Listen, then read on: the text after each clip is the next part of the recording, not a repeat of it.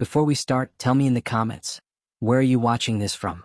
Let's see which city shows up the most. It all started on a quiet morning, the kind where the air feels still and you're just glad to be alive. I had my gear packed just like I'd done for years. Nothing fancy, just a small rifle, a thermos of coffee, and that peaceful silence that only comes from being alone in the woods. I wasn't bothering anyone. The land behind my house stretched for acres. Was mine. Bought it fair and square a decade ago. I knew every trail, every tree. I'd walk those woods often just to breathe, to reset. And sometimes I'd hunt. A deer here and there. Mostly just sitting, watching, being part of something slower than the world I left behind at the office. So when I found that letter in my mailbox, my first thought was, this has to be a mistake. It was from the HOA. Not unusual, they send out those little newsletters now and then. But this time it wasn't a newsletter. It was a warning. Violation of HOA community standards, unauthorized hunting activities. I actually laughed. I'm not on HOA land.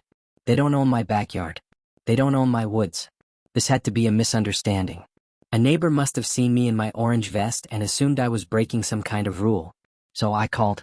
I kept my tone polite. Hi, I think there's been a mix-up. I received a notice about hunting, but I'm doing it on my property, outside the HOA's common areas. The woman on the phone didn't sound interested in hearing the details. She just repeated the policy. No hunting within HOA-managed zones or adjoining land. That word stuck with me, adjoining. So now they're reaching beyond their borders? I explained again. I offered to show a property map. I told her I was well outside the HOA line. Still, she was firm. If complaints continue, you may face penalties. Penalties? I didn't even know they had the power to do that. But sure enough, 2 weeks later I got a fine. $500. I remember staring at that paper, shaking my head. $500 for walking through my own woods, doing something that was completely legal.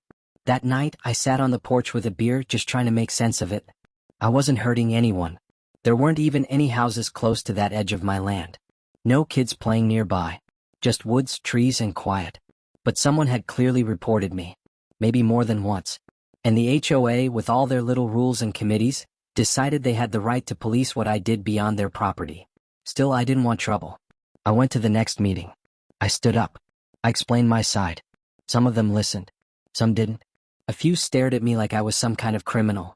I'm not dragging deer through the front lawn, I told them. I'm not shooting near homes. I'm out past the tree line on my own property. A man in the back raised his hand. Said he didn't feel safe, knowing there were hunters nearby. Another nodded. Then another. They didn't care about the law. They cared about perception. About how it made them feel. By the end of the meeting, the board ruled that activities perceived as dangerous within visual or audible range of the neighborhood would result in enforcement. In other words, even if I was legal, even if I was careful, if someone thought I was too close, I could be fined again. And they did fine me again. This time it was $1,000. I appealed. I lost. It started to eat at me. Not just the money, though that stung, but the principle. I'd worked my whole life to afford this land. I paid taxes. I followed the rules. And now a group of people, most of whom I'd never even met, were telling me what I could and couldn't do on my own property. Friends told me to get a lawyer. I thought about it. I even talked to one. But he said fighting the HOA would take time, money, and maybe still lead nowhere. These organizations were built to be insulated, to protect themselves. That made me feel helpless, small, like I didn't matter. And the part that got me the most? None of them had ever talked to me. Not one person came over to ask questions. To understand. To listen. They just saw what they didn't like and passed judgment. That next weekend, I didn't go out hunting. I just stayed inside. Watched as people jogged by my fence line. Heard the laughter from a neighborhood picnic. All while knowing those same people were fine seeing me fined. As if I was some danger. As if I was the problem. One morning I heard a knock. It was someone from the HOA. Clipboard in hand. Smiling politely. We just wanted to remind you that continued violations could lead to further action. Possibly liens or restrictions. I didn't respond. I just stared at him. And something inside me clicked. This wasn't about hunting. Not really. It was about control. They wanted to make an example. Show the neighborhood that their rules ruled above all else. And that's when something in me shifted. The anger didn't come in like a storm. It came in quietly. Cold. Sure. I didn't yell. I didn't argue. I just said, okay. That was the last word I spoke to them. That night, I sat in my office, pulled out a map, and started tracing property lines. Because if they wanted to play this game, they'd soon find out. I knew how to play too. And I play for keeps. A few days later, I couldn't get it out of my head. That smug little smile on the clipboard guy. The way he delivered his warning like he was offering me a cookie. As if he owned the place. As if they owned me. I didn't talk to anyone about it. I just kept to myself, kept quiet. But I started watching. Noticing things I'd never paid attention to before. It started with the trail behind the neighborhood. I'd seen people walking there for years. Moms with strollers. Retirees with trekking poles. Joggers in the early morning, teens in the afternoon. It ran along a ridge near the woods. Pretty scenic, actually. It curved through a small stretch of trees, crossed a shallow creek, then looped back toward the main road. At first, I assumed it was part of the HOA's land. But the more I looked, the more I started to question that. One day I followed the trail. Not with a gun this time. Just a bottle of water and my phone. I walked slow. Paid attention. Watched where the signs were. Most of them were homemade. A few faded wooden markers that just said Community Path or Nature Walk. Nothing official. Then I got to the end of the trail. There, near a cluster of rocks, was a small rusted fence. Behind it, a for sale sign. It was half fallen over but still standing. That stopped me. Why would a public trail run straight into private land? I snapped a photo of the sign. The real estate company was local. I called them later that afternoon just out of curiosity. Asked about the property behind the ridge trail. The woman on the phone was polite. Told me the land had been up for sale for years. Few acres. Mostly wooded. Zoned for recreational use or private development. Then she said something that changed everything. "Oh, you're the second person asking about it this month. A lot of folks think the HOA owns it, but they never did." I paused. "The HOA doesn't own it?" "Nope," she said. "It's privately held. The current owner's been trying to sell for a while." I thanked her, hung up, and just sat there.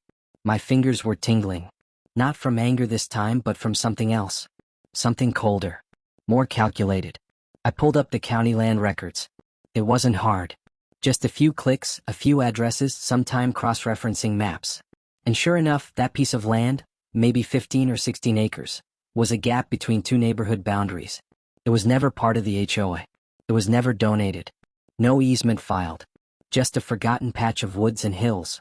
But the trail, the one the whole neighborhood loved, it cut right through it. I sat back in my chair and laughed. Of course. Of course they didn't know. They just assumed it belonged to them. They used it for years and no one ever said anything. No fences, no signs. It became theirs by habit, not by right. Just like they tried to control me. Now I had a choice. I could let it go. Let them keep hiking, jogging, enjoying their walks. Be the bigger man. But every time I thought about that, I remembered the fines. The meetings. The way they talked about me like I was a threat. Like I didn't belong. Like I was some outsider who needed to be put in his place. So no. I wasn't going to let it go. I called the agent back. "What's the asking price?" I asked. She told me. It wasn't cheap, but it wasn't insane either. The land had been sitting for years without a serious offer. Most people didn't want undeveloped woods that weren't connected to a main road. But I didn't need a road. I didn't want to develop anything. I just wanted the land. A week later, I walked into the title office and signed the papers. Cash deal. Quiet. No fuss. Was mine. I didn't tell anyone. I didn't put up a flag or a post on the neighborhood forum. I just let them keep walking. Kept watching. Every time someone strolled down the path, I smiled a little to myself. Because now they were trespassing. It was funny how fast the mood changed once you saw things for what they really were. People who thought they were in control were really just walking through borrowed space. That feeling? It wasn't revenge yet. But it was close. One morning, I saw a couple with their dog stop to take pictures of the sunrise from the ridge. They set up a little picnic near the creek. Sat on a log laughing. The dog barked playfully at the leaves. And I felt it. Not guilt. Not sympathy. Just a quiet satisfaction. Like I had a secret they didn't know. Like I was holding the key to something they never thought could be taken. The next week, I started putting together plans. Not for a building. Not for a park. Just for boundaries. I ordered some private property signs online. Custom ones. Simple black and white. No threats, no drama. Just the facts. I bought a small trail camera. Not to spy, just to document. To have proof. And I visited the property again, this time with a friend who worked in surveying. We walked the edges, marked the corners, and flagged the trail where it crossed my new lines. The numbers didn't lie. Almost all of the trail, the most used part, was on my land now. The realization hit me like a calm wave. I wasn't just reacting anymore. I was in control. They didn't even know it, but the ground under their feet had already changed hands. I started checking the HOA site now and then, reading the posts. Great hike today. Love this neighborhood. Thankful for our beautiful trails. All built on someone else's dirt. What? It amazed me how fast people forget what's not theirs. How easy it is to claim something with your feet and your habits. Like using something long enough means it belongs to you. I thought about the fines again. The way they said I was endangering others. That I didn't respect community values. That my presence made them uncomfortable. But I never went near their houses. Never stepped on their sidewalks. Never disrupted their space. They, on the other hand, walked through mine every day. Without permission.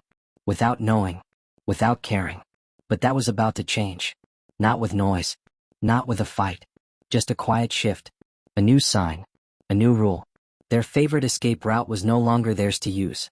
And they had no idea what was coming. I waited 3 weeks before doing anything. Let them enjoy their walks. Let them smile and laugh on land they thought was theirs. I wanted to give them that final taste of comfort before pulling it away. A soft goodbye, the kind that stings more because you didn't see it coming. Then early one morning I got up before the sun. I grabbed a drill, a bucket of bolts, and the signs I had custom made. Crisp white background, bold black letters, clean and firm. Private property, no trespassing, violators will be prosecuted. I didn't put them all in one place. No, that would have been too easy to ignore. I spaced them out along the trail, one every 100 feet or so. At every bend, every entrance, every path that split from the main loop. I made sure each one faced forward. Clear. Unmistakable. When I was done, I stood at the top of the ridge and looked out over the path. Looked the same. Peaceful calm. But now it was different. Now it spoke with my voice. By noon, the HOA message board was buzzing. Has anyone seen the new signs on the trail? Did something happen? Who put those up? It took less than 2 days before I got the first knock on my door. It wasn't a neighbor. It was the HOA president herself, clipboard in hand. Same one who'd smiled so politely while warning me about hunting. Except this time there was no smile. We need to talk, she said. I opened the door and leaned against the frame. Said nothing. There are signs on the trail, she began. Private property notices. We've received several complaints. I nodded slowly. Yes, I put them up. She blinked. You did. I bought the land last month. Her mouth opened slightly, then closed. She wasn't expecting that. She probably thought she could bluff her way through this conversation. You bought the trail? No, I said. I bought the land under the trail. It was never yours. Silence. I let that hang in the air. Long enough for her to feel it. The weight of it. But the neighborhood has used that path for years. I know. Without permission. She tried to smile again, but it didn't reach her eyes. Look, maybe we can come to some agreement. An access deal? We can discuss a maintenance plan, liability waivers, maybe even a small lease fee. No, I interrupted. Excuse me? I'm not interested. The trail's closed. There was a pause. Then her tone shifted. This will cause a lot of issues. People are going to be upset. You could be facing serious backlash from the community. I raised an eyebrow. Like the fines you gave me? The ones that kept coming even after I explained myself? She didn't answer. You told me what I could and couldn't do on my land. Now I'm telling you what you can't do on mine. Her lips tightened. I could see the storm building in her face, but she was trying to stay composed. We'll see about that, she said, turning on her heel. And just like that, she was gone. The next day the signs were still there. But I wasn't surprised when I saw that someone had torn one down. It was lying in the dirt, bolt holes still visible. The post snapped clean in two. I picked it up, dusted it off, and nailed a new one into a tree. Higher this time. Out of reach. Then I checked the footage on my trail cam. Clear as day, a group of teenagers laughing, one of them yanking the sign from the ground while the others watched. I printed out still images from the footage and dropped copies into the HOA's mailbox. No note. Just the photos. Later that week I got a letter from their lawyer. A lot of words. Accusations, veiled threats, references to historical usage rights. I handed it to my own attorney, who laughed after reading it. They don't have a case. You're well within your rights. Let them huff and puff. And they did. Over the next month, HOA meetings got heated. I didn't attend, but I watched the recordings online. I heard them argue, speculate, demand answers. One board member even suggested trying to buy the land back. I never responded, because there was nothing to talk about. You could feel the shift in the neighborhood. Where there used to be weekly group hikes, there were now awkward silences. Where kids used to play near the creek, there were just empty woods now, marked by signs and silence. A few people tried to walk the trail anyway, so I posted warnings. Then I called the sheriff. Trespassing reports documented every time. After the third one, people got the message. The trail was closed, indefinitely. And here's the thing I never expected. I didn't feel joy. Not really. There was no big celebration. No fireworks. No parade of victory. What I felt was control. Not petty revenge. Not cruelty. Just balance. They had taken something from me. My freedom. My peace. My right to be left alone. So I took something from them. Their path. Their illusion. Their little kingdom, now with borders they couldn't cross. Sometimes I'd walk the trail myself. Not to hunt. Just to walk. Just to remember that it was mine now. Mine and only mine. And every step I took was quiet, peaceful, undisturbed. Just the way I always wanted.